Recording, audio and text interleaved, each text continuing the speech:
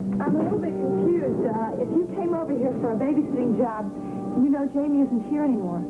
Oh, yes, of course I knew that, Mrs. Swift. Well, if you want to see him, you'll have to go to New York because that's where he is. Well, I didn't come here because of Jamie. I came because I've been meaning to tell you something for a very long time. How sorry I am about your poor mother. My mother? Yes, about that awful thing that happened to her. I can't tell you how sorry I am about that accident. Well, thank you, but, of course, that was a few months ago. I really should have offered my sympathies a long time ago, but for various reasons, I couldn't. Of course, thank you. Did you know my mother? No, I don't think so, actually. I only had one chance to meet her when she came here that day for tea, the day she died. Oh, yes, I remember. You were babysitting for Jamie that afternoon. Well, that's right. I haven't had a decent night's sleep since that day. But why? You didn't even know her. No, she didn't deserve to die. She wasn't supposed to. Do you see? No, I'm afraid I don't. It's all her fault. April Scott. Oh, you're not a real good friend of April's, are you? Now, wait a minute. What does April have to do with all this? Everything, just everything. It may not seem fair to hear me say this, but April Scott is really the one responsible for your mother's death. What? Yes, she just destroyed her life the same indirect way that she destroyed my Emily. You might even say that April Scott is a murderer.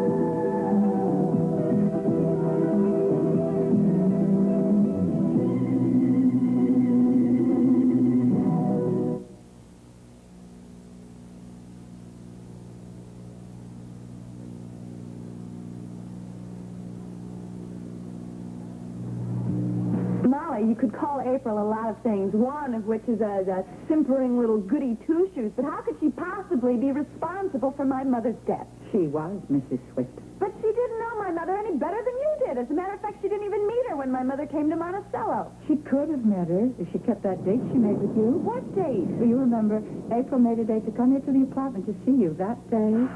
That's right, she did. She was going to talk about the custody trial, but then my mother came over on her way to London, and then we canceled the date. I wish I'd known that, Mrs. Swift. You don't know how often I have wished to turn back the clock on that day. I wish I could forget about that day. I can't forget about it. I can't forget any one moment of it. I just put Jamie to bed for his nap. And then I made myself a cup of tea, and I was standing in the kitchen thinking about what I was going to do. It wasn't easy for me to think about it, even though I knew it was necessary. You see, I knew that April was expected late that afternoon. I'd heard her talk to you about it. That's why I volunteered to stay with Jamie. And that's why, earlier in the week, I had made a certain purchase. I didn't know very much about poisons, but it was easy enough to find what I needed. I just went to the garden supply store. The label said it was supposed to kill garden pests, but I wanted it to use for something else. I knew you didn't use sugar, Mrs. Swift, but I did know that April did. That was one of the advantages of being her housekeeper. The stuff itself was white and looked like crystals, not exactly like sugar. But I thought if I stirred it up very well, there's simply no way to know it was there. It was only April, eventually, who would. But there was one thing that I didn't know. That April wouldn't be here for tea. You do understand, Mrs. Swift, that I was doing this for Emily. I didn't hate April. I hated the idea of killing anyone, especially your poor innocent mother. Oh, Mother. Yes. Children are such burdens, aren't they? The way you always made me feel. I did nothing of the kind. Yes, you did. Especially after... Never mind, I shouldn't have. Would you like some sugar? Yes, 3 spoons, please. That's good news. You still have your sweet tooth, don't you? I wish I had your metabolism.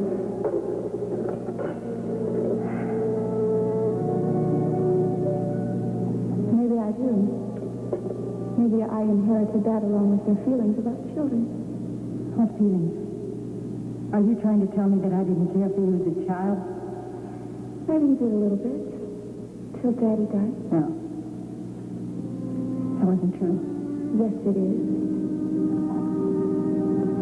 I always thought you blamed me for Daddy's death. It was the other way around. You hated me after he died. Oh, he adored you so much. Too much. You've always felt it. Alone. Pat died. Oh, Mother. It was an accident that killed her, Mrs. Swift. I just didn't put enough poison in the sugar bowl, so it didn't take effect until she was in her automobile.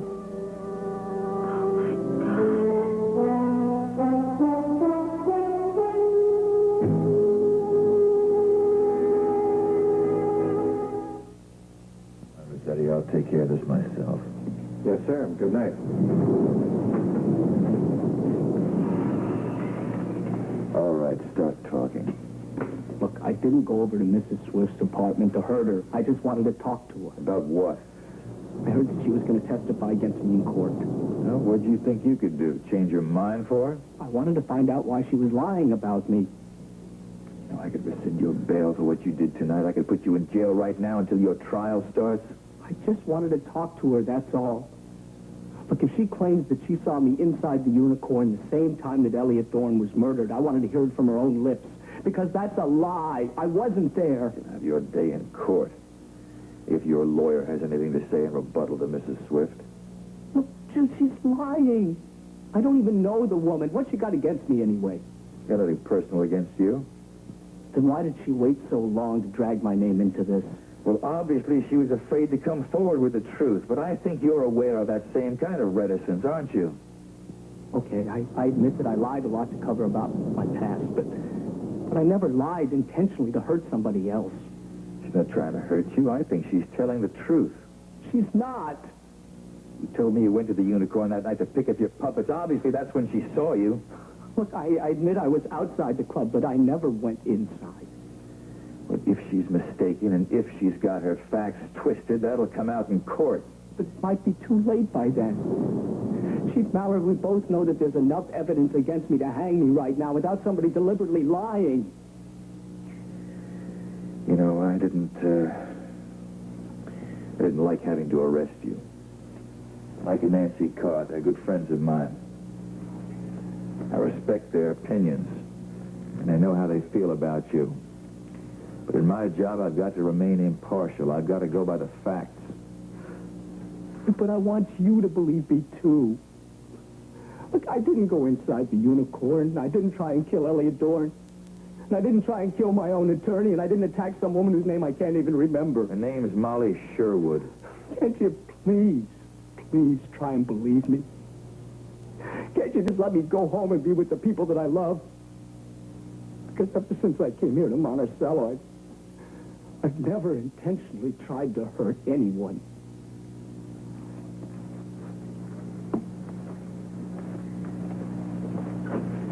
All right, get out of here. Go home. Stay out of trouble. Thank you, Chief.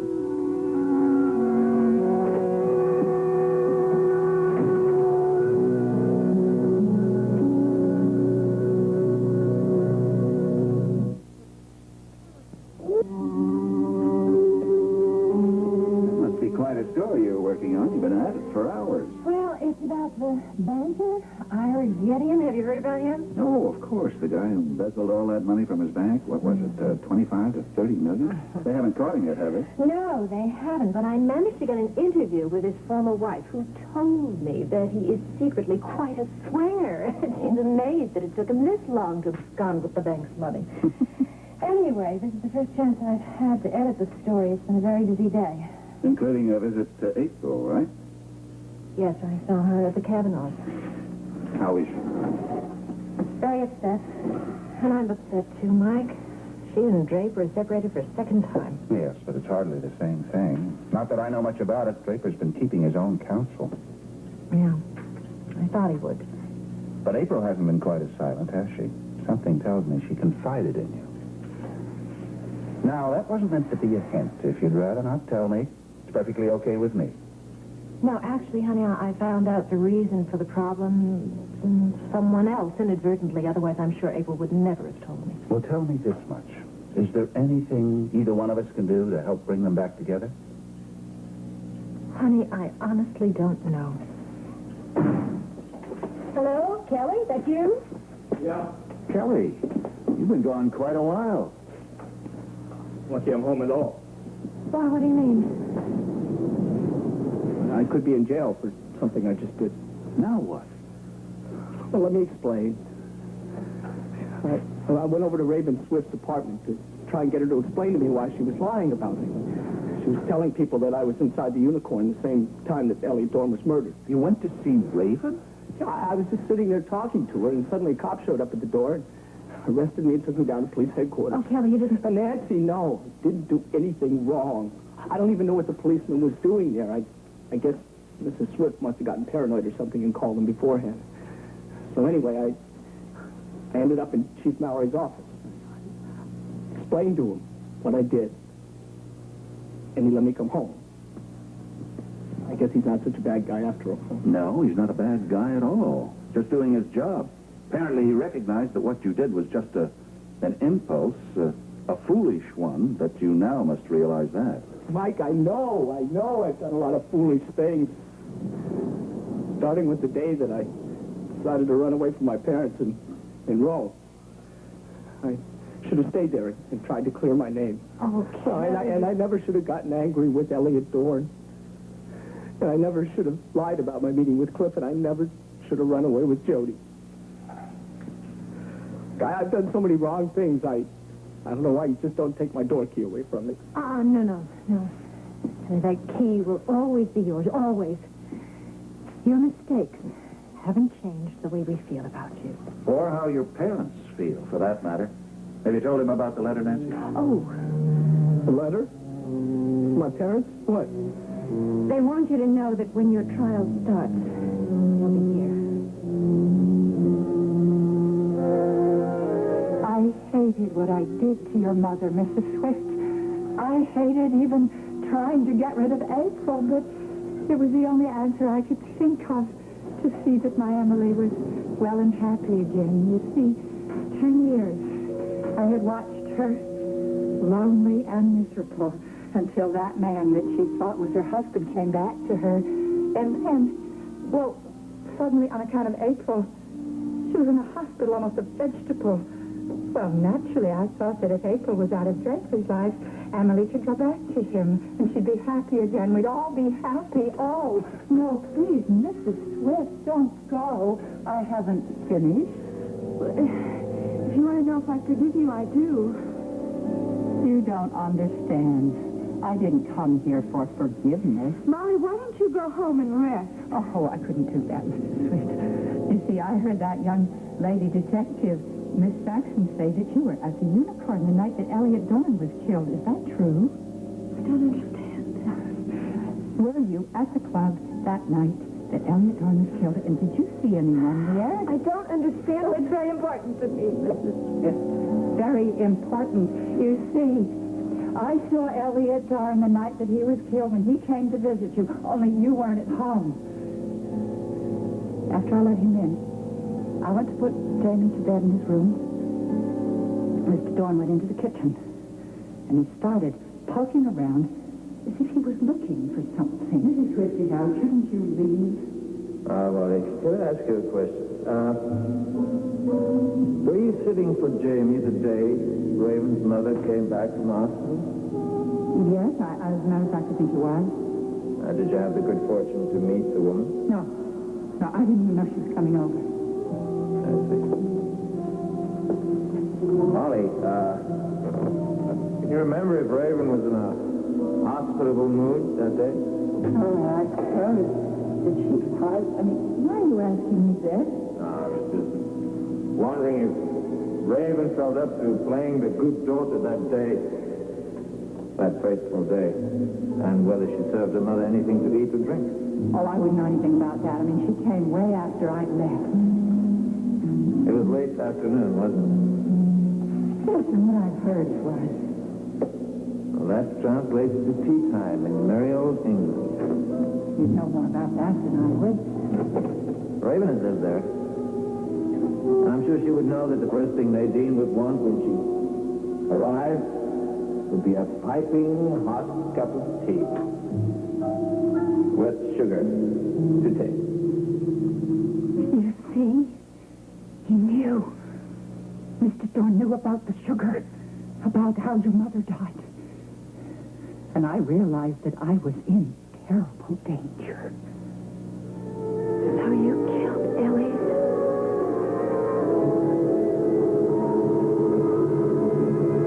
I had to do something. I just had to. I couldn't go to prison.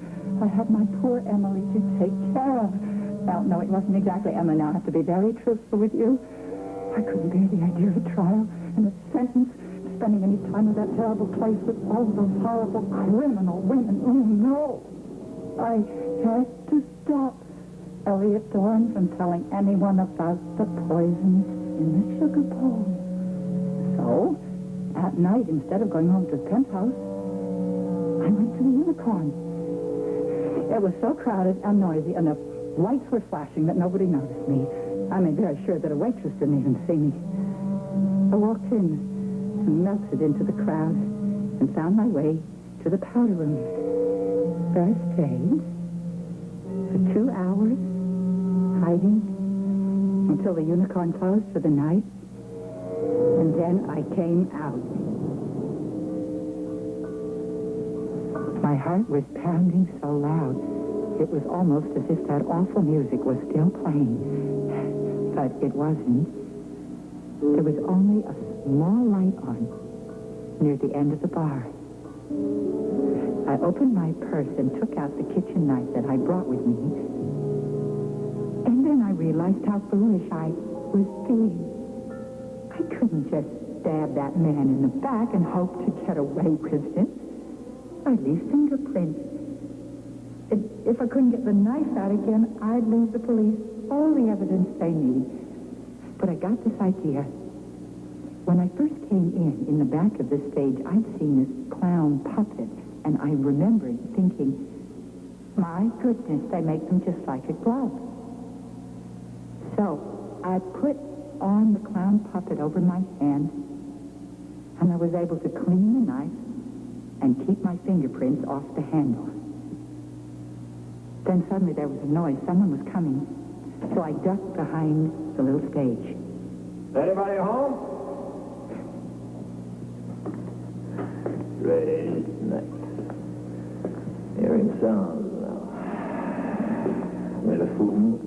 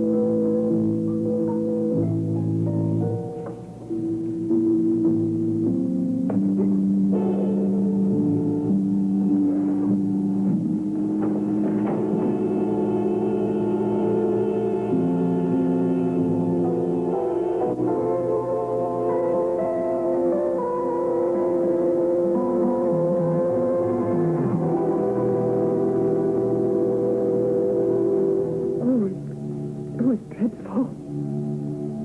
I can't tell you how awful it was, Mrs. Peck. But it had to be done. I had to be safe. And that was the only way. You do understand that? Yes, I do. Oh, good. Because later I discovered I wasn't safe. I hadn't been alone in the unicorn. Someone had been there. And someone had changed. Now, that was you, wasn't it, Mrs. Swift?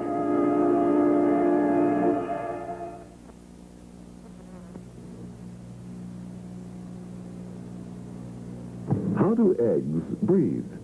Find out Wednesday night on The Nature of Things with David Suzuki.